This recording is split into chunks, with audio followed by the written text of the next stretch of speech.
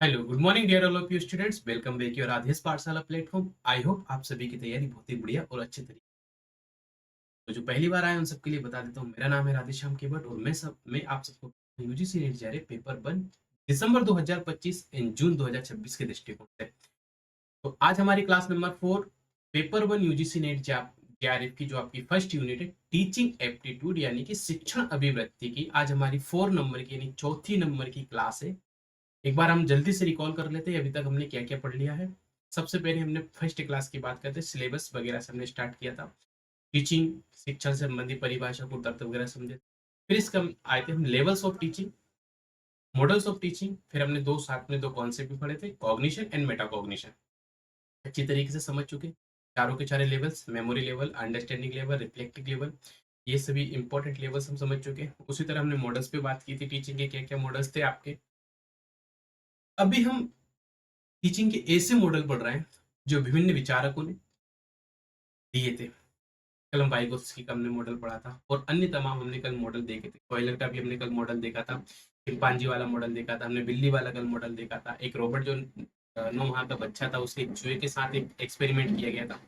इस तरीके के बहुत सारे मॉडल्स देखे। टीचिंग में किस तरीके से, किस प्रकार से जो विद्यार्थी है उसकी आवश्यकताओं को ध्यान में रख के सिखा सकता है। ये यूनिट की इंपॉर्टेंस क्यों ज्यादा बढ़ जाती है, क्योंकि आगे चल के आप असिस्टेंट प्रोफेसर बनोगे। प्रोफेसर यानी कि शिक्षक। शिक्षक बनने के लिए आपके अंदर यह एबिलिटी होना बहुत आवश्यक है कि आपको बच्चों को पढ़ाना क्या है, बच्चों को प्रति आपकी समझ का जो लेवल है वह कितना है। जब तक आपको ये समझ नहीं आएगी कि विद्यार्थी की आवश्यकताएं क्या है, तब तक आप उनको एक बेहतर शिक्षण कैसे दे पाएंगे। ये यूनिट बेसिकली उसी चीज पर डिपेंड है।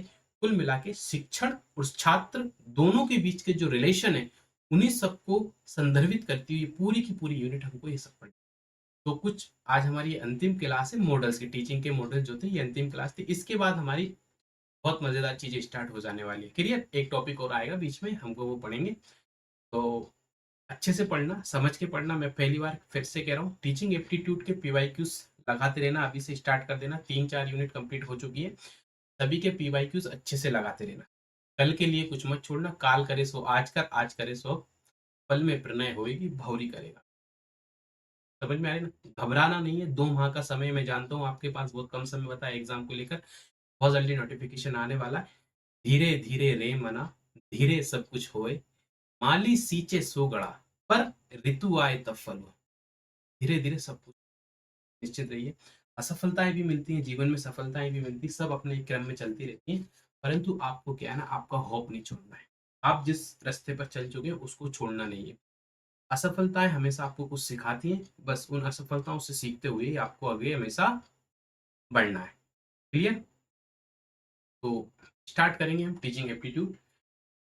ठीक है, नोट्स सभी को मिल रहे हैं ना प्रॉपर। टेलीग्राम चैनल पे कुछ बच्चों की क्वेरीज आ रही थी कि सर पीपीटी एक साथ दे दीजिए। देखिए मेरे लिए वो देना पॉसिबल नहीं, क्यों? क्योंकि पीपीटी बनी ही नहीं है एक साथ अभी तक। मैं क्या करता हूँ, क्रिएट कर लेता हूँ, आज का टॉपिक निकाल लेता हूँ, फिर इसको पढ़ा देता हूँ। जैसे आज ये मैंने बना ली तो आज पढ़ा दिया, कल की क्लास के लिए कल ही पूरा बना जाएगा, उसको पढ़ा जाएगा, समझा जाएगा, क्या इंपॉर्टेंट है वो चीजें निकाल के उसमें रखी जाएगी। Teaching aptitude, sorry ICT higher education communication, ये नोट्स में दे चुका हूँ। अब टेलीग्राम चैनल पे बहुत सारी चीजें हो चुकी, मेहनत कर लेना। ऑप्शन में फाइल वाले में जाएंगे, सारे डॉक्यूमेंट्स आपको फाइल मिल जाएंगे। क्लियर। तो इतना परेशान मत करना, क्लियर है ना। बुरा मत मानना, बस बता रहा हूँ आप लोगों के लिए। मैं मुझ में और आप में कोई ज्यादा फर्क नहीं है। चलिए, तो आज भी हम उसी क्रम में, कल जो मॉडल्स पढ़ रहे थे बहुत सारे मॉडल्स हो गए हैं, ठीक है। उसी क्रम में एक मॉडल और पढ़ेंगे। एक आता अब्राहम मास्लो का मॉडल, जिसे हम कहते हैं हायरार्की ऑफ नीड्स थ्योरी। ये थ्योरी क्या है, ये थ्योरी किस चीज की बात करती है, ठीक है। पहले याद रखना किसने दिया था, मास्लो ने दिया था, ठीक है। मास्लो का हायरार्की ऑफ नीड्स थ्योरी यानी आवश्यकताओं का पदानुक्रम सिद्धांत। क्या लिखा प्रिय विद्यार्थियों, ये याद रख लेना आप इसमें, आवश्यकताओं का पदानुक्रम सिद्धांत, ठीक है। किसने दिया है, मास्लो ने दिया है, नाम याद रख लेना। कब दिया गया था, 1943, 1943। पहले इसको पढ़ते हैं जैसे हम अभी तक पढ़ते आए हैं, फिर हम इसको समझेंगे इसकी क्या-क्या इसकी आवश्यकताएँ थी। ठीक है? देखिए, अब्राहम मास्लो ने 1943 में मानव आवश्यकताओं का ये सिद्धांत दिया।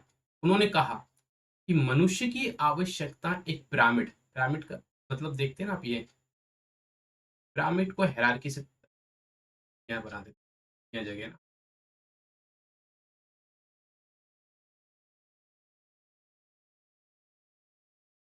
पिरामिड जानते हैं आप? इजिप्ट के पिरामिड देखे होंगे आप लोगों ने, मम्मीज़ वगैरह रखी जाती है उनके अंदर। पिरामिड का मतलब होता है हायरार्की, नीचे से ऊपर बनती है और अप से डाउन जाती है। ठीक है? चलिए, क्या लिखा है इन्होंने वो पढ़ते हैं। पदानुक्रम रूप में व्यवस्थित होती है और व्यक्ति पहले निचले स्तर की आवश्यकताओं को पूरा करता है। सबसे पहले व्यक्ति क्या करता है? निचले स्तर की आवश्यकताओं को पूरा करता है, देन फिर भी अपनी ऊपर के स्तर की आवश्यकताओं को पूरा करता है। यही है हायरार्की। हायरार्की मतलब का होता है क्रमबद्ध तरीके से, क्रमबद्ध आ जाएगा। क्रमानुसार भी हम इसको बोलते हैं, क्रमानुसार। ठीक है? इंग्लिश में पढ़ देता हूँ आपको, निश्चिंत रहिए, समझ में आ जाएगा। Abraham Maslow proposed this theory in 1943. ठीक है? He started the human needs are arranged in the hierarchical pyramid के फॉर्म में, hierarchy के फॉर्म में, and a person fulfill the lower level needs first before moving toward higher level. जैसे जैसे व्यक्ति की जो आवश्यकताएं होती हैं, यानी कि निचले स्तर से लोअर लेवल से हायर लेवल पे व्यक्ति जाता है, यही वाली बात की गई है। अब समझेंगे वह आवश्यकताएं क्या क्या है, वह चरण, वह स्तर क्या क्या है। इससे पहले मैं आपको एक पिरामिड दिखा दूं। ठीक है? ये वो पिरामिड है जो पिरामिड अब्राहम मास्लो ने हम सबको बताया है। ऐसे व्यक्ति को आवश्यकताओं के अनुसार सीखना चाहिए। यह टीचिंग में क्यों इंपॉर्टेंट है? जब हम ये समझ लेंगे सभी चरण, तो आप खुद समझ जाएंगे कि ये हमको क्यों पढ़ाया जा रहा है, हमको क्यों पढ़ना पड़ रहा है। क्लियर? चलिए, देखिए, बात करते हैं सबसे पहले। गर्मी कुछ ज्यादा है, तो बहुत आ रहा है। चलिए, सबसे पहला कौन सा सबसे निचला स्तर कौन सा है आपका? ये रहा। क्या लिखा है यहाँ पे? Physiological needs. ठीक है? जैसे कि ब्रीथिंग, खाना, पानी, रहने के लिए जगह, कपड़े और एक अच्छी नींद। मनुष्य की मूलभूत आवश्यकताएं क्या? मास्लो ने ये कहा सबसे, तभी तो वो सीखेगा। सबसे पहली चीज की आवश्यकता क्या है व्यक्ति के लिए? तो उसके लिए जो उसकी मूलभूत जो बेसिक चीजें, जो फंडामेंटल उसके लिए जो चीज चाहिए, मूलभूत जो आवश्यकता है, फंडामेंटल रिक्वायरमेंट्स जो उसकी है, जैसे कि स्वच्छ हवा उसके लिए चाहिए, जीवन जीने के लिए, जिंदा रहने के लिए उसको खाना भी चाहिए, पानी चाहिए, रहने के लिए एक घर, एक आसरा चाहिए, शेल्टर चाहिए, क्लोथिंग चाहिए, एंड एक अच्छी प्रॉपर नींद चाहिए। जब तक कोई व्यक्ति को ये उसकी मूलभूत आवश्यकता या बेसिक नीड्स पूरी नहीं होंगी, तब तक वह बाकी चीजों के लिए क्यों सीखेगा? हम में से, आप में से आज भी बहुत से लोग उस कंडीशन में, उस फेज में होंगे कि हमारे पास आज भी हमें अपनी मूलभूत वस्तुओं, मूलभूत आवश्यक सामग्रियों के लिए, मूलभूत आवश्यक इन्वायरमेंट के लिए संघर्ष करना। कोई दो वक्त की रोटी के लिए संघर्ष, कोई व्यक्ति ऐसे क्षेत्र में रहता है जहाँ स्वच्छ पेयजल की व्यवस्था नहीं है, कोई व्यक्ति ऐसे क्षेत्र में रह रहा है जहाँ स्वच्छ वायु नहीं है, किसी व्यक्ति के पास घर नहीं है स्वयं का रहने के लिए। समझ में आ रही है? तो पहली बेसिक नीड क्या है? हमें अपनी मूलभूत आवश्यक, देन जो अगला स्टेप आता है, नंबर, इसको मैं नंबर 1 दे देता हूँ आपका, पहला चरण। फिर सेकंड आता है आपका सेफ्टी एंड सिक्योरिटी। अब मान लीजिए आपने पहले चरण को कंप्लीट कर, तो सेकंड चरण पे आप किस लिए सीखते हैं? सेफ्टी, सेफ्टी एंड सिक्योरिटी, जैसे कि हेल्थ, ये बात है ना, स्वास्थ्य, रोजगार, property, family and social ability. अब बेसिक चीजें तो मिल गई, अब आपकी चीजें क्या होती है? अब आपको थोड़ी सी सुविधाएं मिले। जिसमें आपको सुरक्षित कर, आप इतना धन व्यवस्थित करके रख लें, आपके पास इतनी सुविधा हो जाए कि जब आप बीमार पड़े, जब अस्वस्थ जब मेडिकल इमरजेंसीज आपकी लाइफ में आए तो आप उस परेशानी से बाहर निकल जाओ। प्रॉपर्टी आपके पास बनी हो, ठीक है, रोजगार आपके पास हो, मूलभूत आवश्यकता तो मिल गई, साथ में एक स्थायी रोजगार भी तो चाहिए, फैमिली, सोशल एबिलिटी, ठीक है, सामाजिक दायित्व, जिम्मेदारी या आवश्यकताएं, कह लीजिए कुछ भी, ये सारी चीज आती हैं। फिर आता है तीसरा चरण। तीसरे चरण में बात की जाती है लव एंड बिलोंगिंग, अर्थात friendship, family, intimacy, sense of connection, इनको रखा तीसरे। अब ठीक है, अब सब कुछ सेट हो गया, अब अपना परिवार बनाएंगे, विवाह करेंगे, बच्चे वगैरह, अपना फैमिली बनाएंगे, ठीक है, फ्रेंडशिप जोन भी रखेंगे अपने पास। फिर इसके बाद आता है ये, अब यहाँ से चीजें थोड़ी सी अप लेवल पे आ जाती है, जो आपके तीन जो है ये तो आपके मेन के लिए मूलभूत चीजें बनती है। इसमें निचला वाला तो सबसे इंपॉर्टेंट है ही, इस तरह मोस्टली यही समझाने की बात कर रहे हैं।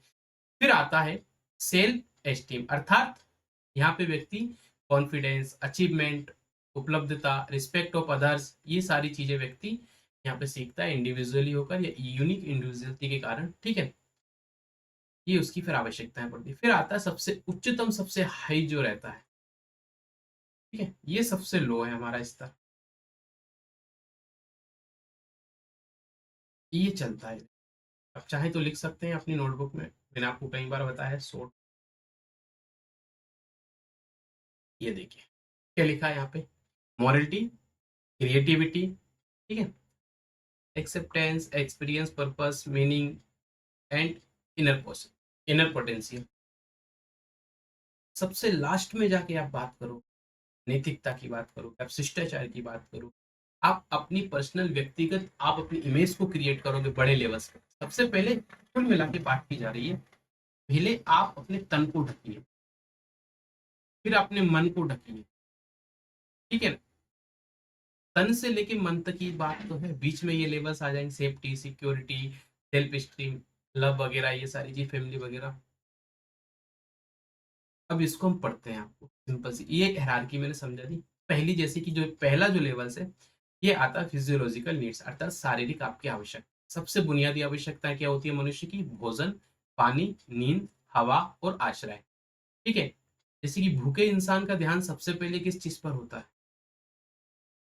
भूखे पेट बिना भजन ना होवे, भूखे पेट बिन मोह से भजन ना होवे, सही बात है ना।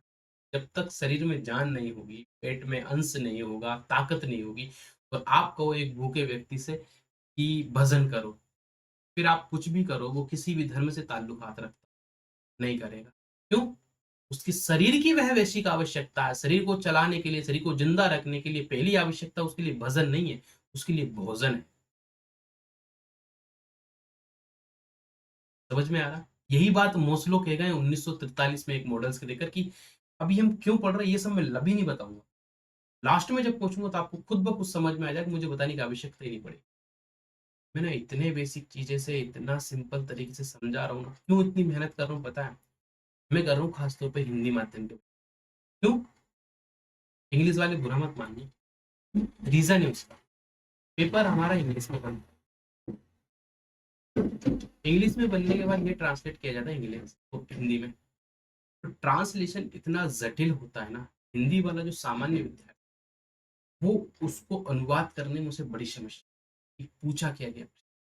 बहुत सारे बच्चे तो प्रश्न इसलिए गलत करके आ जाते हैं क्योंकि जो हिंदी में जो प्रश्न दिया गया उसकी समझ में नहीं आती। इसलिए मैं कहता हूँ पेपर वन आपको बायलिंगुअल पढ़ना है, मैंने दिया हुआ है, हिंदी इंग्लिश दोनों को मैंने ट्रांसलेट, ठीक है। चलिए नेक्स्ट, पहला समझ में आ गया फिजियोलॉजिकल नीड्स, चारों के चारों स्टर अच्छे। हाँ, इसमें क्वेश्चन पूछा गया है, मैं बता दूं आपको कैसे पूछे गए क्वेश्चन अभी तक। मोस्लो का मॉडल का नाम दे दिया, नाम भी नहीं देंगे तो क्या करेंगे, ये 5 के 5 आपको लेवल से दे देंगे, ठीक है, नाम से दे देंगे ऊपर नीचे। अब इसको क्या कहेंगे, इनको कहेंगे क्रम से जमाइए, ठीक है। अब आपको यदि पता होगा सबसे नीचे कौन सी आएगी, सबसे नीचे तो फिजियो, सबसे पीछे शारीरिक आवश्यकताएं आती है, फिर सेफ्टी एंड सिक्योरिटी आता है, फिर आता है आपके पास लव, प्रेम वगैरह आवश्यकता है ना, फ्रेंडशिप वगैरह। फिर आता है सेल्फ स्टीम, सबसे ऊपर पूछ लिया जाएगा, सबसे लोएस्ट पूछ लिया जाएगा। इस तरीके से प्रश्न पूछ लिए जाते हैं यहाँ से। क्लियर? देखिए, सेफ्टी एंड नीड्स की बात करते हैं। वही जो भी पिरामिड्स पढ़ा है उसी को अपन ने यहाँ पे अलग अलग करके लिख दिया, और कुछ भी नहीं। क्या लिखा है यहाँ पे? सेफ्टी एंड नीड्स, अर्थात शारीरिक और आर्थिक सुरक्षा की जरूरत। देखिए, शारीरिक और आर्थिक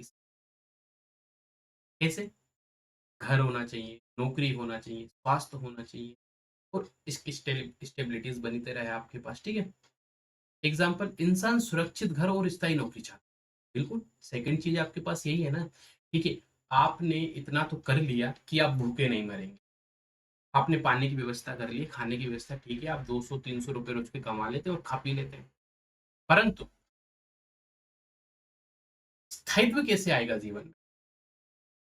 एक अच्छी नौकरी मिल जाए आपको, एक अच्छा घर हो, रेंट ना देना पड़े, हर महीने आपको रेंट देने की चिंता ना रहे। आने के बाद रहने के लिए जगह चाहिए ना, एक अच्छा घर चाहिए आपको। ये नीड्स, ह्यूमन नीड्स के ऊपर ही मोस्टलो ने ये अपना जो पूरा जो दिया है आपका नियम, मॉडल्स दिया है। ठीक है? फिर आता है लव एंड, ये रहा, लव एंड बिलोंगिंगनेस नीड्स, अर्थात प्रेम और संबंध की क्या आवश्यकता। अब जब ये सब हो जाता है ना, अब आप में से देखते होंगे आजकल, अब व्यक्ति तब तक शादी नहीं करता जब तक वो सेटल नहीं हो, स्वरोजगार प्राप्त करने वाला नहीं, सैलरी नहीं मिलती। क्यों? अपने परिवार को दूर रहता है, कहीं किसी छोटे से कमरे में। किसी आप में से बहुत सारे बच्चे होंगे जो अपने घर से दूर रह के पढ़ रहे होंगे। आपकी उम्र भी 28-30 तक होगी, लेकिन आप में से बहुत सारे लोग अविवाहित होंगे। क्यों? जिम्मेवारी उठाने के लायक आप बनना चाहते हैं। कोई बुराई नहीं है इसमें, मैं तो कहता ही हूँ आप सभी से, बिल्कुल कहता हूँ आपसे कि जब तक आप विवाह में मत जाइए, जब तक आप खुद को अच्छी तरह से स्थापित। आजकल जो विवाह का जो संबंध होते हैं ना,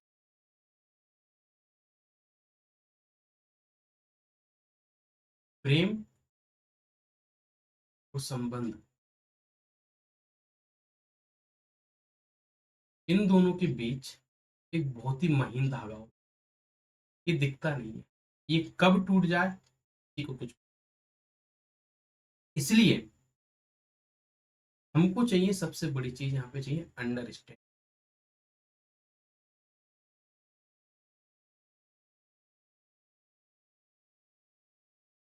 ट्रस्ट। अगर ये दो चीज समझने वाला पार्टनर आपके पास है,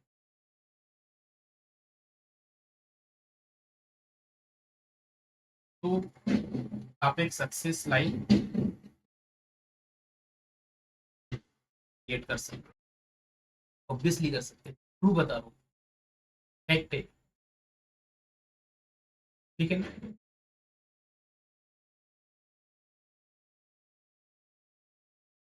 प्रेम में क्या होता है, थोड़ा सा मैं टॉपिक से हट रहा हूँ, पर मुझे लग रहा है ऐसा समझा देना चाहिए। आप बहुत सारे लोग मेरी हम उम्र के भी होंगे, इससे कम भी होंगे, उससे ज्यादा के भी होंगे। विवाह से पहले का जो समय रहता है ना, ये होता है प्रेम का समय। यदि आप प्रेम विवाह करते हैं, प्रेम में होता क्या है, आपके लिए बहुत ज्यादा आवश्यकताएं नहीं पड़ती, जिम्मेवारियां नहीं होती, उस समय के लिए एक दूसरे से मिलना हो। लेकिन प्रेम के बाद आपके पूरे समय उस व्यक्ति के साथ है, फिर जिम्मेवारियां बढ़ती, फिर आवश्यकता, नीड से बढ़ती। अगर आपके पास एक अच्छा रोजगार नहीं होगा, अच्छी समझ नहीं विकसित कर पाएंगे, वही बच्चों जैसी निब्बा निब्बी जैसी हरकतें करेंगे आप लोग। निब्बा निब्बी ही होते हैं अधिकांश प्रेम में तो, अधिकांश था, मैक्सिमम बता रहा हूँ। आजकल तो हाई स्कूल के टाइम पे निब्बा निब्बियां बन जाते हैं। तो फिर ये तो 28-26 की तो एक परिपक्व की उम्र मानी जाती है, चले, परिपक्वता की एज होती है, बहुत सारी चीजें तो जब तक तो हम एक इतनी ठोकरें खा लेते हैं अपने जीवन में कि चलो, हाँ, समझ आ ही जाती है खाते खाते। तो आप लोगों के लिए एक छोटा सा सुझाव ये है, यदि आप प्रेम विवाह में है ना, तो थोड़ा सा इसको अपने लिए निकालिए।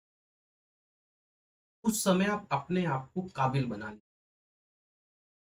कुछ नहीं करना है, जितना आप काबिल रहेंगे बाकी चीजें आपके लिए आसान हो जाएंगी। ऐसा नहीं है कि काबिल होने के बाद भी चीजें सही रहती है, बहुत सारी चीजें ऐसी बड़े बड़े सफल लोगों के जीवन में भी विवाह संबंध विच्छेद में बदल जाते हैं। क्लियर? तो वापस आते हैं अपने इस तीसरे नंबर पे क्या लिखा है। इसमें आ जाएगा आपका परिवार, मित्र, सामाजिक संबंध। ठीक है? कोई व्यक्ति दोस्त बनाने या परिवार के साथ जुड़ना चाहता है, ये उसकी तीसरी नीड होती है। पहली नीड क्या थी? मूलभूत आवश्यकता। सेकंड नीड सेफ्टी एंड सुरक्षा। तीसरी नीड होती है उसके पास परिवार, मित्र और सामाजिक संबंध। फिर आते हैं इसके बाद एस्टीम नीड्स इनकी। आत्मसम्मान की कौन-कौन सी आवश्यकता है? एस्टीम नीड्स इनकी सम्मान, मान्यता, सफलता और आत्मविश्वास। छात्र परीक्षा में अच्छा प्रदर्शन करके सम्मान चाहता है, ऑब्वियसली ट्रू है ना ये। फिर आता है 5वें नंबर पे इन्होंने कहा कि सेल्फ एक्चुअलाइजेशन नीड्स होती है, स्व प्राप्ति की आवश्यकता हो। अब व्यक्ति अपने लिए यहाँ पे सोचता है, अपने लिए प्राप्त करना चाहता है, अपनी क्षमता और प्रतिभा का पूरा उपयोग करके आत्मसंतुष्टि प्राप्त करना। कोई कलाकार अपनी कला में सर्वश्रेष्ठ बनने की कोशिश करता है। ये एग्जाम्पल मैंने दे दिया। अब इसमें कोई ज़्यादा समझने वाली चीज़ें है नहीं, आप सिंपल से 1-2 बार रीड करोगे समझ में आ जाएगा। बस जो क्रम याद रखना, पिरामिड से क्रम यदि पूछ लिए जाएँ आपको। इसके बाद कुछ समय बाद इसमें 1 पॉइंट और जोड़ा गया था। मेनली इस पिरामिड में कितने पॉइंट थे? 5 ही पॉइंट। ये देखिए 5 ही है ना इसमें, लेकिन फिर 1 पॉइंट और जोड़ा गया है इसमें। सेल्फ ठीक है, स्व अतिक्रमण की आवश्यकता, अर्थात ये स्तर सेल्फ एक्चुअलाइजेशन से भी ऊपर होता है। इसमें व्यक्ति अपनी व्यक्तिगत आवश्यकताओं से आगे बढ़ के क्या करता है? दूसरों की भलाई, आध्यात्मिकता और हाइपर पर्पस की खोज करता है। जैसे एग्जाम्पल में आप देखते चाहें तो जैसे कि महात्मा गांधी, मदर टेरेसा जैसे लोग जिन्होंने दूसरों के लिए अपना जीवन समर्पित, ये होता है सबसे उत्तम। पहले खुद को उतनी आवश्यकताएं दे लो, बदल जाओ, फिर आपको दूसरों के लिए जीवन जीना। ये इसमें आगे जाके इसमें चेंज कर दिया गया था। ठीक है, तो ये भी आप इसमें याद अच्छे से रखें। अब इसका महत्व क्या था इसमें आपको समझ, देखिए शिक्षा में छात्र की अलग अलग आवश्यकताओं को समझने और पूरा करने में सबको कि किस लेवल पे किस व्यक्ति की क्या आवश्यकता। अब ये स्कूल लेवल की बात नहीं चल रही कि आपके पास विद्यार्थी आएगा स्कूल में। अब आप अच्छे अच्छे कॉलेज अच्छे स्कूल में जाओगे तो स्वाभाविक है व्यक्ति के पास मूलभूत चीजें तो हैं, परंतु ये बात की जा रही है पूरे समाज के लोगों की। समाज में कुछ व्यक्ति ऐसे होंगे जिनके पास भोजन नहीं है, जिनके पास सेकंड स्टेज की आवश्यकताएं नहीं है, जिनके पास थर्ड फोर, ये हमारे पास ये 5 स्टेज और छठी इसको लगा, इसी को ऊपर माना गया है लगभग 5 स्टेज में से। ठीक है, अब आपको पता है कि ये व्यक्ति ए है, एक बी है, ये है सी, ये है डी और ये है ई। ठीक है, और एक ये और मान लेते हैं, ये इसी से मिला जुला है, इसको भी हम एक और अलग नाम दे देते हैं। इन सभी की आवश्यकताएं अलग अलग है। ये 6 व्यक्ति यहाँ पे दिख रहे हैं, इन सभी की जो नीड्स है ना ये अलग अलग। पहले वाले को क्या चाहिए, दूसरे वाले को क्या चाहिए, इस आधार पे हमको इस समझ के छात्र की अलग अलग आवश्यकताओं को समझने और फिर उसको पूरा करने में मदद कर, मोटिवेशन और पर्सनालिटी डेवलपमेंट को समझने के लिए बहुत उपयोगी होता है। मैनेजमेंट, काउंसलिंग और क्लासरूम टीचिंग में एक प्रैक्टिकल एप्लीकेशन इससे यूज किया जाता है। ठीक है, चलिए नेक्स्ट, मोस्लो हायरार्की ऑफ नीड्स की मुख्य विशेषताएं क्या हैं? ये अच्छे से पढ़ लेते हैं एक बार। क्या लिखा है इन्होंने? इन्होंने लिखा है यहाँ पर, पहला है हायरार्की ऑफ नीड्स, जिसमें ये कहते हैं कि मानव आवश्यकताएं निचले से ऊपरी स्तर तक क्रमबद्ध पिरामिड रूप में होती है। कभी प्रश्न पूछ लिया जाए मोस्लो में कहा ऊपर अप से डाउन होता है डाउन से डाउन, तो आपको ये होना चाहिए नीचे से ऊपर की। ठीक है, निचले चरण से ऊपरी चरण की ओर उसकी आवश्यकताएं बढ़ती हैं।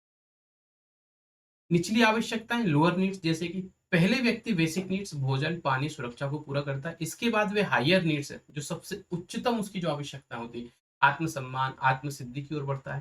ठीक है, एक समय में एक स्तर, one level dominates at a time, अर्थात किसी भी समय एक स्तर की आवश्यकता प्रमुख रहती है और जब वह पूरी हो जाती तो अगला स्तर। का मतलब यह है कि आप सबसे पहले कोई भी एक चरण को पूरा किया। अगर कोई व्यक्ति सबसे निचले स्तर पे तो उसकी पहली आवश्यकता को पूरा करना, जब ये पूरी हो जाएगी तब आपको बाकी के स्तर को पहुंचना और उनकी उन आवश्यकताओं को उनकी नीड्स को पूरा करना। फिर स्टेप स्टेप बाइज अगले चरण तक आपको अपर लेवल तक पहुंचना। और भी क्या है? और सभी लोग समान क्रम का पालन करते हैं, यूनिवर्सल ऑर्डर, अर्थात सभी लोग लगभग एक ही क्रम। ठीक है, फिजियोलॉजिकल, ये आप इसको कैसे समझोगे मैं बताता हूँ।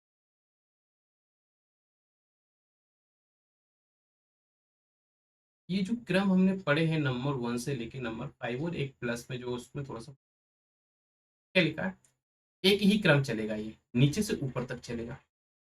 ये अपनी आवश्यकताएं पूरी करते हैं। ऐसा नहीं है कि ऊपर वाला नीचे आएगा, क्योंकि उसके पास ये पहले से है। तो इसको ऊपर का जो सर्वोत्तम स्तर जाना, वो तीसरे पे वो पांचवे पे जाएगा, पांच पे वो सबसे उत्तम बात करेगा। गांधी जी मदर टेरेसा का एग्जाम्पल दिया। और ये वाली देख इन्होंने, ये वाली बात इन्होंने कि पांचवें पॉइंट में लिखी है, नो जंपिंग विदाउट फुलफिलमेंट के, अर्थात पूर्णता से पहले आगे नहीं बढ़ते। निचली आवश्यकताओं की संतुष्टि के बिना व्यक्ति ऊपरी आवश्यकताओं की ओर नहीं बढ़ सकता। जब तक आपकी ये नंबर वन जो मूलभूत आवश्यकताएं पूरी नहीं हो सकती, तब तक आप सेफ्टी एंड सिक्योरिटी पे नहीं जाएंगे। जब ये पूरी होगी, तब जाके आप लव रिलेशनशिप वगैरह पे जाएंगे। देन फिर आप अगले स्तर पे, और फिर आप इसके अगले स्तर पे। हम भी तो, और एक तरह से देखिए ना, ये बात आज भी उतनी प्रैक्टिकल है जितनी इन्होंने 1943 में इसको समझा। आज भी तो हम वही कर रहे हैं ना। अभी हमारे पास यदि मान ली बेसिक चीजें नहीं है, तो हम बेसिक चीजों को अचीव करने के लिए यूजीसी नेट जेआरएफ देना चाहते हैं, असिस्टेंट प्रोफेसर बनना चाहते हैं, पीएचडी करना चाहते हैं, स्कॉलर बनना चाहते हैं, रिसर्चर बनना चाहते हैं। फिर अब जब हम उस चीज को प्राप्त करेंगे, तब हम अगला चरण क्या होगा, आप असिस्टेंट प्रोफेसर बनोगे नेट क्वालिफाई, पीएचडी कंप्लीट करने के बाद किसी आप अन्य क्षेत्र में भी जाओगे, जब प्रोफेसर नहीं भी बनना चाहते तो भी। मुझे पता है मैक्सिमम लोग तो असिस्टेंट प्रोफेसर बनना ही चाहते हैं। कुछ जा रहे फेलोशिप लेकर पीएचडी करके, थोड़ी सी कुछ समय मिल जाएगा आपको अन्य तैयारी करने के लिए, इस भी उद्देश्य से आप लोग पीएचडी करते हैं। ठीक है, समझ में आ रहा है आपको इतना? फिर यहां बात की गई है सेल्फ एक्चुअलाइजेशन और, यानी कि ये जो हमारे जो सबसे सर्वोच्च नीड है, इसमें ये कह रहे हैं, इस सर्वोच्च स्तर पर व्यक्ति अपनी क्षमता को पहचानता है, यानी कि सेल्फ एक्चुअलाइजेशन। तो फिर व्यक्ति क्या करता है, जब उसे अपनी क्षमता की पहचान होती है, गांधी जी को पहचान हो कि नहीं, मेरा जीवन सिर्फ मेरे लिए नहीं है, मेरा जीवन अपने भारत के लोगों के लिए, भारत को उस उस बंधन से बाहर निकालना, अपनी माँ भारती को उस बंधन से मुक्त करना, उस परतंत्रता को पराजित करके नव उद्देश्य को सृजित करना।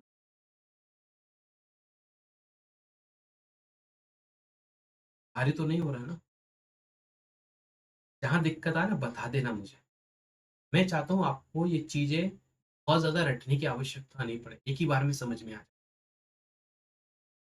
जब व्यक्ति इस लेवल पे पहुंच जाएगा, तो उसका ध्येय यह होना चाहिए कि वे दूसरों की भलाई। क्यों ना? आप भी जब उस लेवल पे पहुंच जाओ ना, तो अपने जीवन का एक क्षण ऐसे व्यक्ति, ऐसे लोगों के लिए अवश्य निकालना जो बेसिक नीड्स के लिए संघर्ष कर रहे हैं, या आप जो दूसरों को कुछ दे सकते हैं इस जीवन में, तो आप जरूर प्रयास। क्लियर?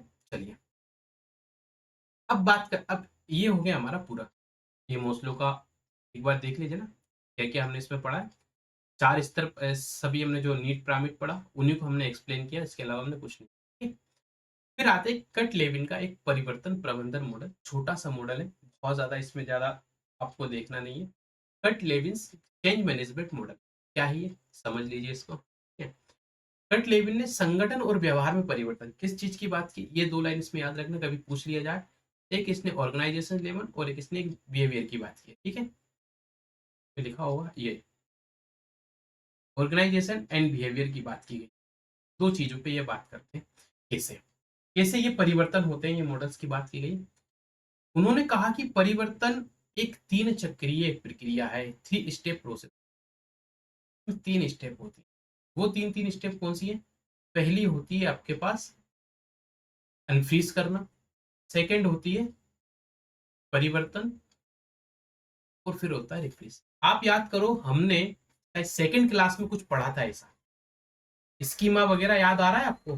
किस चीज में पढ़ा था बताएंगे मुझे आप याद करके, हमने स्कीमा किस चीज में पढ़ी थी, कहाँ पढ़ा था स्कीमा? आप मुझे अच्छे से बताएंगे ये सारी चीजें, कमेंट करके बताना है ना। अब इसको हम समझना है कि संगठन और व्यवहार में जो परिवर्तन होते हैं ना, तीन चरणों में परिवर्तन होते हैं किसी भी संगठन में, किसी के व्यवहार में। और वे होते, एक होता अनफ्रीज, चेंज या ट्रांजिशन, या रिफ्रीज। अब इसको समझ, आपको कुछ रिकॉल, कुछ डेजावू जैसा होगा अभी पढ़ने के बाद, यार ये तो कहीं पढ़ा पढ़ा सा लग रहा है। मैं कह रहा हूँ ना, प्रत्येक टॉपिक का, प्रत्येक अर्थ का जब आप उसका कंक्लूजन निकालोगे, जब सार उसका निकालोगे, तो आपको उद्देश्य वही मिलेगा, कॉग्निशन एंड मेटाकॉग्निशन। वही तीन लेवल मिलेंगे आपको, मेमोरी लेवल, अंडरस्टैंडिंग लेवल या रिफ्लेक्टिव लेवल। वही 3 लेवल्स की बात, वही पेडागोजी, एंड्रागोजी, यूटागोजी, वही मिलेंगे आपको। सार जब निकालोगे इसका बहुत तदर्थ रूप में, तो वही मिलेगा, इसका भावार्थ निकल। पहला जो टॉपिक होता है इसे कहते हैं अनफ्रीज। उन्होंने बात की, जो पहला जो परिवर्तन होता है वो होता है अनफ्रीज रूप में। यानी कि क्या होता है अनफ्रीज, मतलब होता है जमा घटाना। क्या जमा घटाना? इस चीज की बात की जा रही, कौन सा जमा? कोई बर्फ वगैरह नहीं जमा हुआ कि उसको हटाना है। यहाँ बात की जा रही है कि पुराने जो आपके पास पुरानी आपकी धारणाएं हैं, परसेप्शंस हैं, ठीक है, धारणा यानी परसेप्शन से होता है इंग्लिश में। आपका जो व्यवहार है पहले का, आपकी जो पुरानी सोच है, उन सबको तोड़ना पड़ता है एनफ्रीज। वही स्नेक वाला एग्जांपल याद कर लो, क्या बताया था मैंने? सांप दूध पीता है कि नहीं पीता? बहुत सारे लोगों को पता था, वो पता है। एग्जाम्पल, आज भी आप गांवों में जाओगे, छोटे शहरों में जाओगे, तो वहां कहेंगे सांप दूध पीता है, जो पढ़े लिखे लोग नहीं है। कुछ पढ़े लिखे लोग भी अंधविश्वास में बहुत ज्यादा बात कर विश्वास करते, कह नहीं सकते, ठीक है। पढ़े लिखे का तात्पर्य ये नहीं होता कि आप नौकरी है तो आप पढ़े लिखे हैं, आप अच्छे पैसे वाले तो आप पढ़े लिखे नहीं, उसको बुद्धिमान नहीं कहते हैं। बुद्धिमान व्यक्ति वह होता है जो तर्क करता है, जो आलोचनात्मक सोच जिसके अंदर होती है, जो सही और गलत को परख सकता है, वह बुद्धिमान व्यक्ति कहता है, वह पढ़ा लिखा व्यक्ति। वरना अनपढ़ भी पढ़े लिखों से कहीं गुना ज्यादा नॉलेज रखते हैं। एक रोड पे सब्जी बेचने वाला, एक हाथ ठेला लगाने वाला, एक जूस बेचने वाला, एक जूते सिलने वाला, आपसे भी 1000 गुना बेहतर आपके पास सॉल्यूशन दे सकता है आपकी प्रॉब्लम्स, पर आप नहीं दे पाओगे। क्यों? आई अभी हमने समझा था ना, आईक्यू के लेवल्स की, जो हमने एक मॉडल्स पढ़ा था कल की क्लास में, क्या कहा गया था वहां पर? आईक्यू सिर्फ इस चीज पे डिपेंड नहीं हो कि आपके पास आपको कैसा वातावरण से आपको सीख, नहीं, ये आता है अनुभवों से। क्या आता है? तर्क, तार्किक आलोचनात्मक सोच, विवेक से, ये सारी, यही बात की जा रही है कि जो आपके पुराने जो विश्वास हैं, जो धारणा है, उनको तोड़ना पड़ता है। लोगों को यह समझाना पड़ता है, समझाना कि परिवर्तन की जरूरत क्यों है। सती, एक इसका एग्जांपल समझ, भारत में एक सती प्रथा हुई। राजा राम मोहन राय ने फिर बाद में भारत सरकार भी कानून लेकर आती सती प्रथा। इसमें किसी पति की मृत्यु हो जाती थी। ये हिंदू धर्म की एक प्रथा थी, एक कुप्रथा है, प्रथा नहीं, इसको कुप्रथा कहते हैं। तो पति की मृत्यु के बाद पत्नी को भी पति की चिता पे जिंदा जला दिया जाता। ये खास करके राजस्थान जैसे राजस्थान जैसे क्षेत्र में बहुत ज्यादा ये प्रचलित, पूरे भारत में थी, ऐसा नहीं है, पूरे भारत में थी। राजस्थान और कुछ क्षेत्रों में बहुत ज्यादा पॉपुलर थी सती प्रथा। ठीक है, आजादी के बाद भी एक दो केस ऐसे निकल कर आए थे सती प्रथा के। आप चाहो तो पढ़ना, चाहो तो पढ़ लेना, जानकारी रखना चाहिए हमको, कुछ ऐसी सामाजिक परिवर्तन जो हिस्ट्री का जो विद्यार्थी होगा ना, वो उसको बहुत अच्छे से समझता है। धार्मिक समाज सुधार आंदोलन जब पढ़ते हैं तो ये सारी चीजें आती हैं। तो ये क्या है? ये पुरानी धारणा है। विधवा विवाह आपने देखा, भारत में विधवा विवाह होता ही नहीं था, ये बहुत बाद में ये धारणा टूटी है। विधवाओं को अपशगुनी माना जाता, उनको धार्मिक कार्यों में सहभागी, उनको सहभागिता नहीं ली जाती थी, शुभ कार्यों में उनको नहीं बुलाया जाता था, उनको बड़ी हीन भाव की दृष्टि से देखा जाता था विधवा महिला को। पर आज नहीं है। उस समय के साथ यही लिखी है वाली लाइन की, उन्हें ये समझाना कि परिवर्तन क्यों जरूरी है। सिर्फ इस वजह से इस महिला के जीवन का मूल्य शून्य तो नहीं हो सकता ना, कि पति की मृत्यु के बाद महिला का जीवन समाप्त हो चुका है। आज महिलाएं कई बड़ी बड़ी कंपनियों की सीईओ हैं, कई बड़े बड़े क्रियाकलापों में कार्यरत हैं, बहुत अच्छे बड़ी बड़ी पोस्टों पे काम कर रही है महिला। क्या उनका जीवन समाप्त हो चुका? क्या ये नैतिक था? क्या ये वैलिड था? नहीं था। संविधान ने ये फिर ये चीज लेके नहीं, ये मानव के मूल अधिकारों के। जैसे कि अभी मैं आपको एक एग्जांपल दिखा दूं, अभी इंदौर सेठने का एक कांड आपने देखा होगा, जो क्या नाम था उसका, मुस्कान नाम था, क्या नाम था मुझे याद नहीं आ रहा, जो शिलोंग में अपने पति की हत्या कर दी गई। तो इंदौर के लोगों ने तय किया कि जितनी भी कुछ महिला, लगभग 10-15 महिलाओं के, इनका रावण, इनका दहन किया जाएगा। ठीक है, जो महिला जिन्होंने अपने पतियों की हत्या की थी उनका दहन कराएंगे इसके दशहरे के दिन रावण के पुतले की जगह। केस पहुंचा Madhya Pradesh high court. High court ने लगा दिया नहीं, रोक नहीं। क्यों? क्योंकि ये मानव अधिकारों के खिलाफ।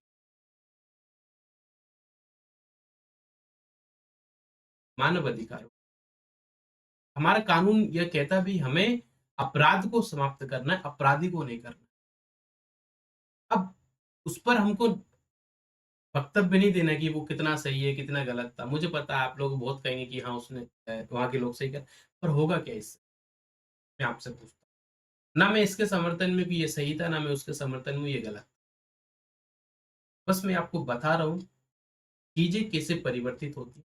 पहले इस अनफ्रीज़ का मतलब ही यही है। अब देखिए, अब अगले चरण में हमको अब ये पुरानी धारणाओं को हटाना क्यों ज़रूरी है? पहले में हम कैसे अनफ्रीज़ करना, यानी पुराने विश्वास के जो फ्रीज़ हो चुके हैं, उनको अनफ्रीज़ करना है। उनको तोड़ो, विधवा विवाह जैसी परंपरा को छोड़ो, अंधविश्वास को छोड़ो, झाड़-फूँक को छोड़ो। साँप के काटने पर मैं कह रहा हूँ, भारत एक इस समय काम करता था मध्य प्रदेश भोपाल शहर से ही काम करता था। एक था ऑफ़िस में, एक हेल्थ डिपार्टमेंट ही था आपका, ठीक है, मेडिकल वाला। वहाँ हमारे पास एक डाटा आता था। उस डाटा में एक व्यक्ति का जब आपको सिंपल से कॉल सेंटर कह लीजिए उसको, कॉल सेंटर ही था कुल मिला के। कॉल सेंटर मत एक जो 108 का कॉल सेंटर, मैं वहाँ सुपरवाइज़र भी था। मैं वहाँ ट्रेनर के रूप में मैंने काम किया है, लगभग 4 साल मैंने वहाँ काम किया है 108 भोपाल में, मध्य प्रदेश की जो एम्बुलेंस सर्विसेज़ सेवा है।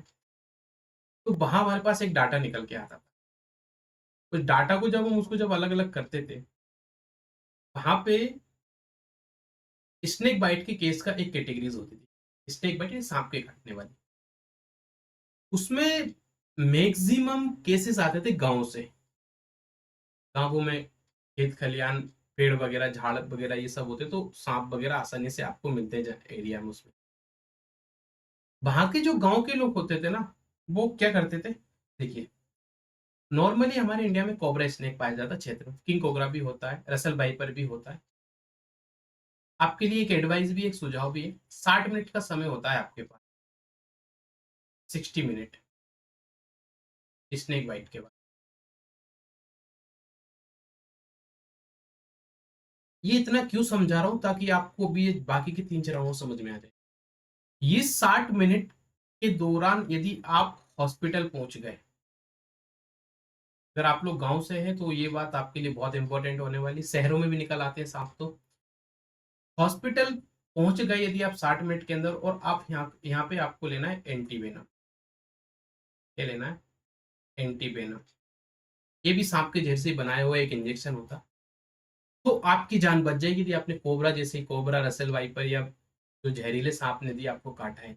अन्यथा आपकी डेथ निश्चित। तो गाँव के लोग क्या करते थे? यहाँ पहुँचने की जगह ये जाते थे एक झाड़-फूँक वाले के।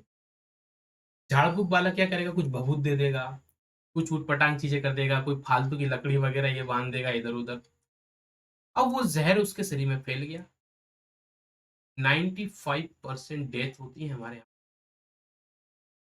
उसका रीज़न ये नहीं कि साँप की वजह से, उसका रीज़न होता है अंधविश्वास। क्या होता है मेरे प्रिय विद्यार्थियों? अंधविश्वास, झाड़-फूँक।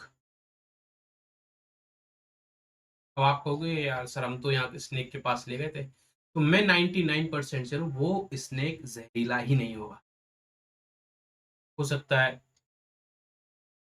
बिना ज़हर वाला साँप हो। नॉर्मली बिना ज़हर वाले साँप बहुत निकलते हैं। चूहे खाने वाले साँप होते हैं जो।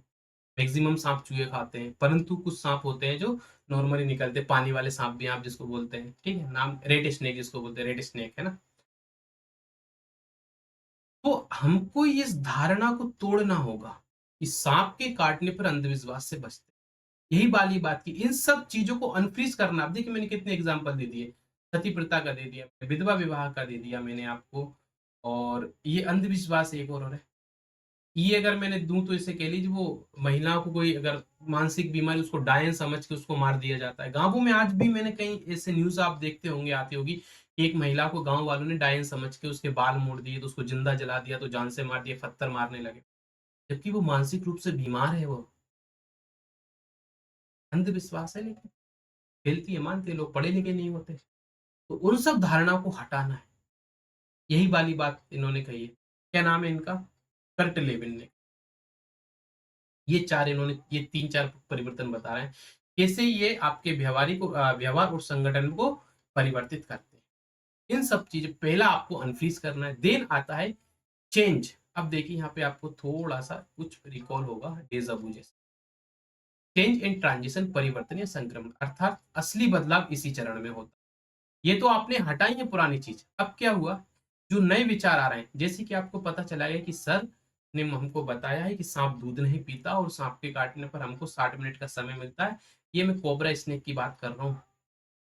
रसल वाइपर में तो और कम टाइम होता है, मे बी 40 से 45 मिनट का ही समय मिलता है रसल वाइपर के काटने पर, बहुत ज्यादा जहरीला स्नेक हो।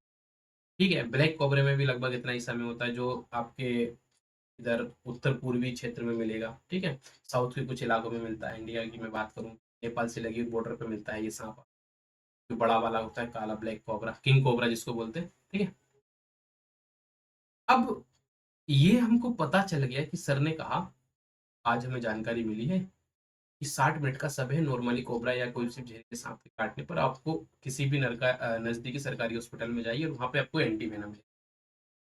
एंटीवेनम मिलेगा तो बच जाएंगे, अन्यथा 60 मिनट में आपको मरना ही मरना है, मौत हो ही जाएगी। तो नए विचार, प्रोसेस एंड व्यवहार अपनाए जाए, इसी को कहते हैं आपका चेंज एंड ट्रांजिशन। यदि आपको, आप खुद को लीजिए, आप यदि आप में से इसमें से कोई भी एक चीज मानता होगा, वो आपकी धारणा थी, तो सबसे पहले आपने क्या किया, लेवल नंबर 1 पे आपने इस धारणा को हटा दिया। सेकंड आपने क्या किया, नए विचार परिवर्तित किए, अपना लिए, यानी कि अब मैं सांप के काटने पर किसी झाड़ फूक वाले तांत्रिक ओझा के पास नहीं जाऊंगा, मैं कहाँ जाऊंगा, हॉस्पिटल जाऊंगा। अब देखिए, अब आते हैं रिफ्रीज की बात थी, पुनः जमा करना, परिवर्तन को स्थायी बनाने का चरण। पहले चरण में हमने क्या किया था, धारणा को तोड़ा, धारणा को हमने ब्रेक किया। सेकेंड स्टेज पे हमने क्या किया, क्या लिखा है यहाँ पे पढ़िए, चेंज एंड ट्रांजिशन। ठीक है, नए विचारों को अपनाया, ये लिख लीजिए आप चाहे तो शॉर्ट में, नए विचारों को अपनाया। अब आती है नंबर 3, ये क्या कह रहा है, जो नए विचार आपने अपनाए इनको क्या करना है, स्थायी कर लीजिए। ऐसा ना हो कि फिर से आप वापस अब पुराने विचारों पे पहुंच जाएंगे, पुरानी धारणाओं को अपनाने लगेंगे। ये तीन, ये वाली बात की गई है कर्ट लेविन ने। नई आदतों और सिस्टम को स्टेब्लिश करना, ताकि लोग फिर से पुराने तरीके पर ना लौटे। आसान है ना समझ, आपको लग रहा है कुछ जटिल चीज है। हम पेपर 1 में वही पढ़ेंगे पूरे समय तक जो हमारे आसपास, कुछ चीजें अलग है जो आपके रेगुलर चीजें नहीं है, पर टीचिंग में आप देखोगे सर ये तो हमारे आसपास की चीजें, बस इसके नामकरण अलग अलग कर दिए गए। और कुछ कम्युनिकेशन में हम वही पढ़ते हैं, पूरा का पूरा डेली यूज की चीजें पढ़ती हैं, बस नामकरण अलग कर दिए गए। जिन्होंने अभी तक पुरानी क्लासेस नहीं देखी, आईसीटी कम्युनिकेशन पूरा हो चुका है, हायर एजुकेशन पूरा हो चुका है, मैथ अभी चल रहा है और अभी टीचिंग चल रहा है। ठीक है, तो कर लेना, जल्दी जल्दी स्पीड बढ़ा लेना। चलिए, कुछ इसकी विशेषताएं थी वो देख ली। यह मॉडल सिंपल और प्रैक्टिकल होता है, बिल्कुल सही बात है। नई पुरानी धारणा को हटाना, नए विचार लेकर और फिर उनको स्थायी करना है। क्लियर, किसी भी ऑर्गेनाइजेशन या पर्सनल चेंज पर लागू किया जा सकता है, किसी भी संगठन पर या अपने व्यक्तिगत तौर पे लागू किया जा सकता है, और मैं कहता हूँ करना ही चाहिए। संगठन की बात इसलिए की जा रही है, आपको ने देखा होगा बहुत सारी, अपने खाप पंचायत का नाम सुना है, हरियाणा पंजाब साइड ये कुछ खाप पंचायतें चलती, ये पंचायतें कुछ फैसले लेती हैं ऊटपटांग टाइप के कभी कभी। ठीक है, किसी को भी कुछ भी सजाए सुना देती हैं। तो ये क्या है, ये एक ऑर्गेनाइजेशन, क्योंकि इसके अंदर बहुत सारे लोग होते हैं, सामूहिक रूप से निर्णय लेते हैं, तो इनको वो धारणाएं तोड़नी पड़ेगी। महिलाओं के प्रति ये खिलाफ बहुत कुछ गलत फैसले लिए गए खाप पंचायतों द्वारा, इतिहास की बात कर रहा हूँ अभी का। अभी भी शायद ये प्रचलित है, कुछ एग्जाम्पल आए थे, कुछ प्रेम विवाह को लेकर यहाँ पे, ये बिल्कुल इनकी सहमति बिल्कुल नहीं रहती, बिल्कुल भी सहमति नहीं मिलती प्रेम विवाह को लेकर आज के समय में भी, जबकि ये भूल जाते हैं कि इनकी आराध्य ने भी प्रेम किया। परंतु बिला बिला हम उन सब चीजों पे नहीं जाएंगे, कि आजकल के समय में चीजों के राई का पहाड़ बनने में समय नहीं लगता। कहीं मैं फ्लो फ्लो में कुछ ऐसा निकाल, मेरी जबान से कुछ ऐसा निकल जाए जो आगे चल के फिर विवाद की जड़ बने, इसलिए अपन नहीं जाएंगे, अपन अपने पर आते हैं। पर ये प्रैक्टिकल आप अपने ध्यान में रखोगे ना, तो जब क्या होता है, बहुत सारे प्रश्न ऐसे आते हैं जो नोट्स में दी गई लाइन से बिल्कुल मैच नहीं करेंगे, परंतु आपके पास जब अंडरस्टैंडिंग लेवल उस टॉपिक पर बन जाएगी, आप जब उतना समझने लगोगे उस लेवल पे, तो आपके आंसर बहुत आसानी से बन जाएगा। क्लियर? यह मॉडल सिंपल और प्रैक्टिकल है, किसी भी ऑर्गेनाइजेशनल और पर्सनल चेंजेस पर लागू किया जा सकता है। बस बाकी सारी चीजें पढ़ लेना, कोई आवश्यकता है नहीं। अब एक सबसे इंपॉर्टेंट और अंतिम हम जो मॉडल आज पढ़ने वाले हैं, ये आपका अंतिम मॉडल है, इसके अलावा हम कोई भी मॉडल नहीं पढ़ेंगे। मैं थोड़ा सा, ठीक है, तो ये हमारा एक लास्ट मॉडल है, और इस मॉडल को हम पढ़ने की थोड़ी सी कोशिश करेंगे। क्लियर? क्या लिखा है इसमें? देखो ये लिखा है फर्स्ट, ये डंडा जो आपको दिख रहा है ना, ये है नंबर 1। ठीक है, ब्लूम का टेक्सोनोमी मॉडल 1956। ब्लूम टेक्सोनोमी ये आया था, ये पहला मॉडल है ओरिजिन वाला, 1956 में आया था। इसके दो आते हैं, एक 2000 में भी आएगा, अभी 1956 में आया, फिर 2000 में आता है लगभग, फिर वो कुछ सालों बाद, ठीक है, कुछ के अच्छे खासे सालों बाद आता है। क्या लिखा है इसमें, दिया था किसने, उनका नाम याद रखिए। 1956 में बेंजामिन ब्लूम और उनकी टीम ने एक फ्रेमवर्क दिया था, जिसे हम Bloom taxonomy of education objectives कहते हैं। क्या था इसका उद्देश्य? था सीखने के उद्देश्यों को सिस्टेमेटिक तरीके से क्लासिफाई किया जा सके, सिस्टेमेटिक तरीके से क्लासिफाई किया जा सके, ताकि टीचर्स आसानी से यह जान सके कि किस तरह सीखना को प्रमोट कर रहे हैं। It was first introduced in 1956 by Benjamin Bloom and his team.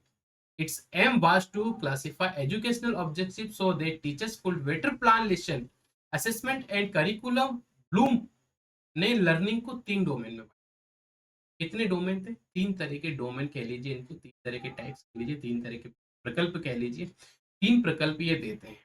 ठीक है, पहला क्या था? कॉग्निशन, हमको ये पढ़ना है बस, इंपॉर्टेंट है, यही एजुकेशन की दृष्टि से सबसे महत्वपूर्ण और इसी से प्रश्न पूछे जाते हैं। कॉग्निशन एक संज्ञात्मक, कॉग्निटिव। कॉग्निशन की बात कर रहा हूँ तो आपको एक चीज याद आई, कॉग्निशन एंड मेटा कॉग्निशन पढ़ा था ना, ठीक उसी से मिलता जुलता है, ये पढ़ेंगे, देखिए क्या है, knowledge, thinking and problem solving. Cognition में ये यही चीजें बिल्ड होती है हमारे अंदर। फिर आता है इफेक्टिव लेवल, जिसमें फीलिंग्स, एटीट्यूड एंड वैल्यूज होती है। फिर एक आता है साइकोमोटर, यानी मनोदेही क्षेत्र, फिजिकल स्किल्स, मोटर एबिलिटीज की बात की जाए। ठीक है, ये मैंने लिख भी दिया है यहाँ पे, देखिए। लेकिन एग्जाम में सबसे ज्यादा फोकस किया जाता है कॉग्निटिव डोमेन पर रहता है, हम मेनली यही पढ़ेंगे। अब देखिए क्या है, इसके जो चरण है ना, फर्स्ट से लेके, A for knowledge, C for comprehension, और क्या है, एप्लीकेशन, एनालिसिस एंड विश्लेषण। एक एक करके भी समझेंगे, इसको हटा देता हूँ, चलिए शॉर्टकट में से नाम याद कर लेना तो आपको याद रहेंगे। पहला क्या है? नॉलेज, ज्ञान की बात करते हैं। ऐसा ज्ञान, तथ्य, जानकारी और डेटा को याद रखना। इसमें क्या करते हैं, मेमोरी को रिकॉल करने की क्षमता होती है। वही पहला स्तर, ये आप देखो कहीं ना कहीं हमको, ये हमने पढ़ा था कहाँ पे, जैसे ये वाला, बच्चा कविता की पंक्तियां या मल्टीप्लिकेशन टेबल याद करते हैं। ठीक है, ये कहीं ना कहीं आपको ऐसा नहीं लग रहा है जब हम मेमोरी लेवल हमने पढ़ा था, ठीक वैसे ही स्मृति स्तर पढ़ा था हमने पहला लेवल, ठीक वैसे ही आपको कुछ नहीं लग रहा, सिमिलर सिमिलर जी। फिर आता सेकंड स्टेप, कंप्रीहेंशन, यानी कि बोध या समझना।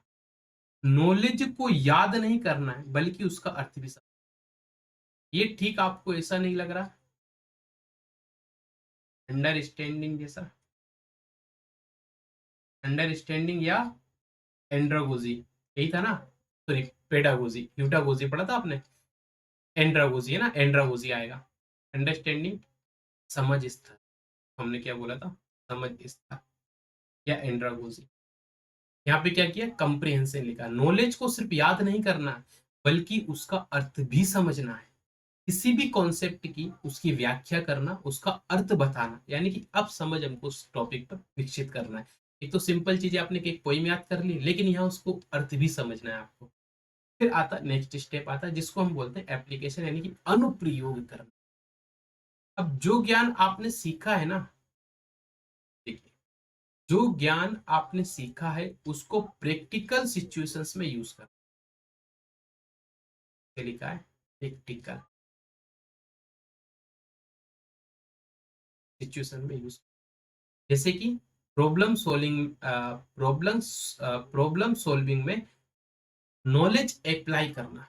बच्चा गणित के फॉर्मूला से सम हल करता है, पहले उसको क्या हमने सिखाया, फॉर्मूला याद करा, ठीक है, फिर इस फॉर्मूला को समझाया, ठीक है, फॉर्मूला को हमने समझाया। अब इसी फॉर्मूले को जब उसने इतना कर लिया तो वो क्या करेगा, इसका अनुप्रयोग करेगा, कहाँ करेगा, मैथ के क्वेश्चंस को मैं यूज करके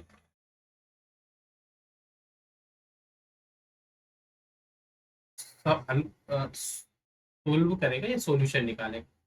ये वाली बात, इतना समझ में आ गया, तीनों के तीनों चरण याद करना है, समझना है, और उसका फिर उसको हमको एप्लीकेशन करना है, यानी उसके अनुप्रयोग करना है, उसको यूज करना है, ठीक है, प्रैक्टिकल यूज करना है।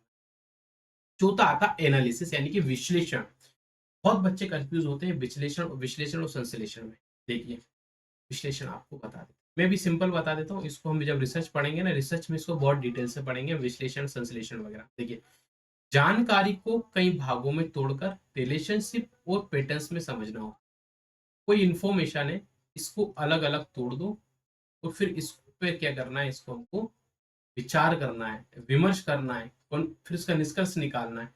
ये सारी की सारी चीजें हम किसमें करते हैं, विश्लेषण में करते हैं। हिडन मीनिंग्स निकालना, स्ट्रक्चर को पहनना पहचानना, जैसे एग्जांपल दिया हुआ, बच्चा कविता की थीम और भाषा का विश्लेषण। आपने पद्यांश गद्यांश पढ़े होंगे हिंदी में, यदि आपने पढ़े होंगे, पद्यांश आते थे ना, जैसे कि आ,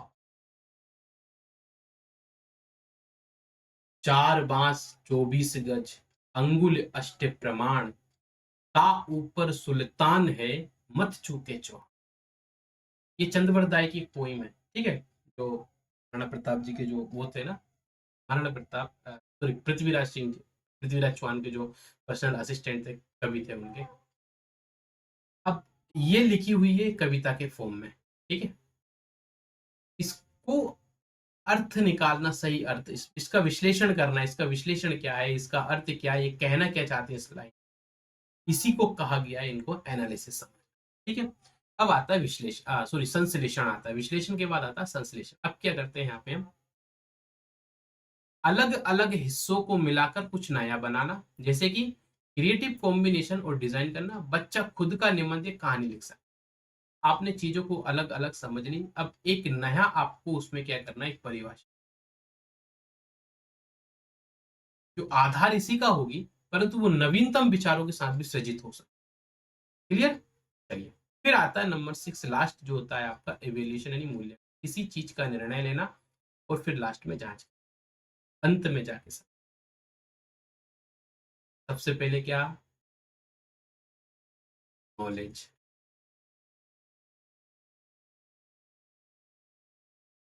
ठीक है, फिर क्या था, सेकंड था आपके पास कंप्रीहेंशन यानी कि समझ,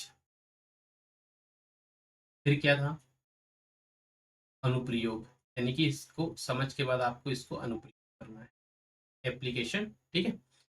फिर आता है नंबर 4, विश्लेषण, एनालिसिस, ठीक है ना, विश्लेषण यानी एनालिसिस। फिर आता है संश्लेषण, अपना सभी को अलग अलग करके फिर अपना, फिर आता है अंत में मूल्यांकन, ठीक है। ये था A for knowledge, C for comprehension, A for application, यहाँ डबल, हाँ, ए फॉर एनालिसिस, फिर एस फोर आ जाएगा आपके पास सिंथेसिस, फिर आ जाएगा एवेल्यूशन। ये आपको क्रम से अच्छे से याद रख लेना, ये शॉर्ट फॉर्म है, बस और कुछ, बाकी आपके पास सभी नाम अच्छे से याद होने चाहिए। यही है आपका ब्लूम की टेक्सोनॉमी 1956। समझ में आ गया? आशा करता हूँ आप लोगों को समझ में आ रहा होगा। आप सब लोग कमेंट करके मुझे बता दिया करें, वीडियो समझ में आती है, कैसी लगती है, आपको समझ में आता है कि नहीं आता, कुछ भी प्रॉब्लम्स होती है चाहे मेरे बोलने के तरीके को लेकर या जो भी आपको इंग्लिश हिंदी को लेकर कुछ भी, तो बता दिया करें, है ना। चलिए, अब 2001 में इसी में संशोधित करके ब्लूम का टेक्सोनोमी आता है, रिवाइज ब्लूम टेक्सोनोमी 2001 में। ये क्या थी? ये उनके कुछ दो स्टूडेंट थे, एंडरसन और रेथबॉल, ये लेकर आते हैं रिवाइज रिवाइज किया था इसी टेक्सोनोमी का। रिवीजन का उद्देश्य था लर्निंग ऑब्जेक्टिव्स को, 1956 का उद्देश्य क्या था? ये था लर्निंग ऑब्जेक्टिव्स के रूप में। लेकिन फिर 2001 में ये इन्होंने जो परिवर्तन कर कर लिखा, इन्होंने कहा मॉडर्न, एक मॉडर्न होना चाहिए और एक्शन ओरिएंटेड और स्टूडेंट सेंटर्ड इसको बनाया। ये भी इंपॉर्टेंट है। लेकिन क्या लिखा इसमें, क्या किया इन्होंने, कुछ चेंजेस किए। नॉलेज और कॉम्प्रिहेंशन की जगह इन्होंने इसके उनके वर्ब फॉर्म बदल दिए और उसकी जगह इन्होंने रिमेंबर और अंडरस्टैंड शब्द, वही अंडरस्टैंड लेकर आ गए। सिंपल अर्थ वही था ना, अभी मैंने आपको बताया सभी के सभी। ठीक है, सबसे ऊपरी ऊपरी लेवल्स की पोजीशन बदल दी गई थी। 1956 में टॉप लेवल था आपका एवेल्यूशन, सबसे ऊपर एवेल्यूशन था, लेकिन यहाँ पे सबसे टॉप लेवल क्या कर दिया इन्होंने? क्रिएटिंग कर दिए। अब एक डायग्राम से और भी समझा दूंगा, आपको समझ में आ जाएगा। ठीक है, सिंथेसिस शब्द को हटा दिया, उसकी जगह एक इन्होंने क्या शब्द लेकर आए? क्रिएटिव शब्द लेकर आए। ये चेंजेस आप अच्छे से याद रखना। ब्लूम 2001 में कौन से शब्द चेंजेस हुआ, क्या क्या चेंजेस इन्होंने किए, ब्लूम 1956 एंड ब्लूम 2001 रिवाइज्ड वाली में। ठीक है, अब देखिए रिमेम्बरिंग का अर्थ क्या होता है? स्मरण करना, ऑब्वियसली। बेसिक लेवल होता है फैक्ट, डेफिनेशन, फॉर्मूला, रिकॉल वगैरह। रूट लर्निंग, ये वर्ड आ गए, यही पढ़ा था हमने मेमोरी लेवल में। ये आपका पेडागोजी कह लीजिए इसको। ये कभी कभी क्वेश्चन कंपेयर वाले भी आ जाते हैं। ठीक है, सेकंड बात की जाती है अंडरस्टैंडिंग की। क्या इसे एंड्रागोजी समझ सकते हैं? सही है ना। चलिए, जानकारी का अर्थ निकालना और इंटरप्रिटेट करना, जैसे कि समराइज करना, एक्सप्लेन करना, ट्रांसलेट करना। बच्चा कहानी का सार बताता है इस। ठीक है, student explain concept of democracy. चलिए, अप्लाई वही है यहाँ पर। नॉलेज को प्रैक्टिकल टास्क में इस्तेमाल करना, सेम है, कुछ चेंज नहीं कि बच्चा गणित का फॉर्मूला सब में लगाता है। फिर आता है एनालाइजिंग, विश्लेषण करना, ये भी वही है जो 1956 में था। ये आपके पास क्या लिखा है इन्होंने इसमें? इंफॉर्मेशन को पार्ट में ब्रेक करके पैटर्न्स और रिलेशनशिप खोजना, सेम वही है, बच्चा किसी कविता की थीम और स्टाइल का विश्लेषण करता है। अब देखिए इन्होंने चेंज क्या किया, एवेल्यूशन आपके यहाँ पे 5वें नंबर पे था, उसमें संश्लेषण या सिंथेसिस, यही था ना। इन्होंने इसको हटा दिया, उसकी जगह पर क्या कर दिया, 5वें नंबर पर ये लेकर आए एवेल्यूटिंग, अर्थात आइडियाज और सॉल्यूशंस की जांच करना, क्रिटिसिज्म, जस्टिफिकेशन, डिजाइन मेकिंग। बच्चा किसी इजी की एसी की एसी की क्वालिटी पर अपना ओपिनियन दे सकता है, मूल्यांकन की बात हो रही तो दे ही सकता है। फिर ये सिंथेसिस को हटा के 5वें नंबर एवोल्यूशन किया, और 6वें नंबर पर ये लोग क्या लेकर आए, एक इन्होंने लिखा क्रिएटिंग, यानी कि सृजन करना, अर्थात ये सबसे हाईएस्ट लेवल है 2001 का। और 1956 का हाईएस्ट लेवल क्या था? एवोल्यूशन 6 नंबर पे। लेकिन 6 नंबर पे इनका जो हाईएस्ट लेवल है, इसका क्या उद्देश्य था? नया डिजाइन, मॉडल या आइडिया डेवलप्ड करना। ओरिजिनलिटी और इनोवेशन, बच्चा खुद रिसर्च प्रोजेक्ट बनाता है इसलिए। ये था। जो शुरू के जो दो थे उनके नाम बदल दिए गए। ये देखिए, ये दोनों को मैंने कंपेयर किया है डायग्राम से यहाँ पे। ये है 1956 जो सबसे पहले आई थी, फिर 2000 में इसको रिवाइज किया गया। अच्छा, ये रिवाइज्ड वाली है, तो ये 1956 वाली आपकी ओरिजिनल ब्लूम टेक्सोनॉमी है। ठीक है, आपके पास पहला लेवल कौन सा था? यहाँ पे पहला लेवल क्या था? रिमेंबर, अभी समझ चुके हैं। यहाँ पे था नॉलेज, अर्थ दोनों का सेम ही है। अंडरस्टैंड सेकेंड लेवल था। यहाँ पे क्या किया इन्होंने? कंप्रीहेंशन कर दिया, यानी कि समझ, दोनों का अर्थ निकलोगे, समझ कुछ नहीं किया इन्होंने, नाउन टू वर्ब फॉर्म बस परिवर्तित। तीसरे पे था अप्लाई, या एप्लीकेशन कर दिया इसको। बात की बात सेम ही है। ठीक है, एनालिसिस यहाँ भी था, 4 पे एनालिसिस यहाँ भी था। यहाँ पे था इवेल्युएट 5 नंबर, और ये था आपका सिंथेसिस। छठवे पे सबसे टॉप लेवल था इवेल्यूशन 1956 में। यहाँ पे ये लोग क्या लेकर आए, क्रिएटिव। इनको परिवर्तित कर दिया गया, ये देखिए इसको यहाँ पहुंचा दिया और इसको यहाँ पहुंचा। ये डायग्राम से आपको अच्छे से समझ में आएगा। तो ये हमारे तक टीचिंग के सारे मॉडल्स खत्म हो चुके हैं आज। कल फिर हम देखेंगे कल कौन सा मॉडल पढ़ेंगे टीचिंग के, कौन सा नए मॉडल्स। यहाँ तक आपको समझ में आ रहा हो, चैनल को कर लेना सर सब्सक्राइब, लाइक। पहली बार लिख रहा हूँ मैं ये सब चीजें, कभी लिखता नहीं हूँ ना, मुझे पसंद ये सब लिखना।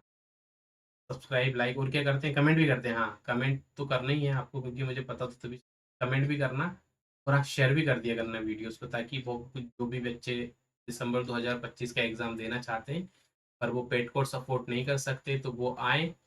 और हमारा ये जो उदय पथ बेच है आप सबके लिए, उदय पथ बेच 1 इसको क्या करना है, ज्वाइन करवाए और सभी की सभी क्लासेस को दिखवाए। मिलते हैं फिर अगली क्लास में। आज की क्लास में इतना ही। सभी मॉडल्स अपने कंप्लीट कर लिए, लगभग 1 घंटा तो हो गया होगा हमारी क्लास को, हो जाना चाहिए इतना। तो कल पुनः मिलेंगे। कुछ भी डाउट्स हो बिल्कुल आप मुझे डायरेक्ट व्हाट्सएप कर सकते हैं, कोई दिक्कत नहीं है। नोट्स आपको टेली पे मिल ही जाते हैं, पता ही होगा आप सबको। में तो कोई संदेह वाली बात है ही नहीं है क्या नहीं। तो मिलते हैं कल पुनः नए उद्देश्य के साथ, नए टॉपिक के साथ, नए विचारों के साथ। अब दीजिए मुझे जाने की इजाज़त। आप सभी स्वस्थ रहें, व्यस्त रहें, अच्छा सोचिए, अच्छा खाइए, अच्छे विचार रखिए। जय हिंद सभी साथियों को।